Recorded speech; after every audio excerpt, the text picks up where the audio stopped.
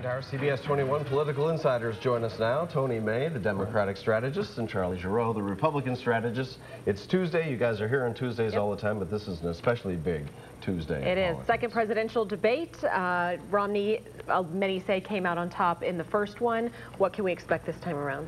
Well, campaigns run on momentum, Tanya, and not many, most say that Romney did exceptionally well in the first debate, and clearly momentum is going his way. So the challenge for President Obama tonight is to shift that momentum somehow.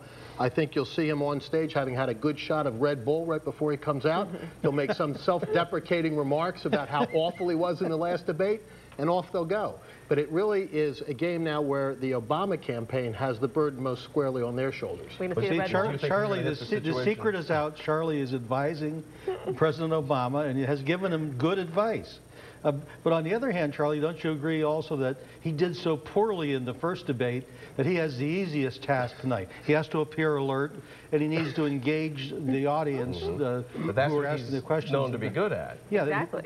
Well, but people may have forgotten that because he did so poorly in the last debate. So he can go nowhere but up, is what you're saying. Yes. Okay. Whereas Romney has to be careful not to make some, multimillionaire's gaffe of some sort. Charlie, are we going to hear anything about Libya tonight during the debate? That's a great question, Tanya, and I heard the ambassador's father say it should not become a political issue, and I sense that that's probably the case.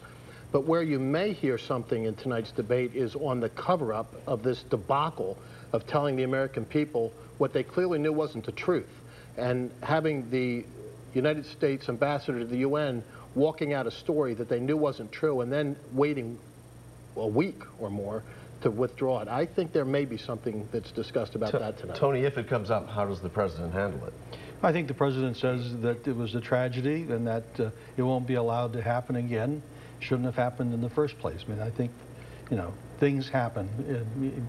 And we've had a good 4-year run, just like we had a good run with the latter part of the president who shall be nameless, keeping down cases, incidences of just sheer outrage and violence overseas as well as at home. Well, today's a sad day in Pennsylvania politics. Yeah. Arlen Specter was buried today. He died Sunday at his home. Charlie, I mean, I interviewed him 20 years ago when I was here, and he was always just an easily approachable guy. Always give you the straight information. And I think you used the right word, Rob. Whether you liked Arlen Specter's politics or disliked his politics and his views, you had to admire the man for his ability to maneuver politically, for his courage in overcoming horrible diseases, and just for the man himself. He is a giant. There will never be a U.S. Senator like Arlen Specter in Pennsylvania. I have to tell you one quick thing. I heard today as they were lowering the flag to half-staff that the plan was to raise it back up for a little while, lower it for a little while, raise it back. And I think Senator Specter, with a great sense of humor, would have liked that. He'd appreciate that, yeah.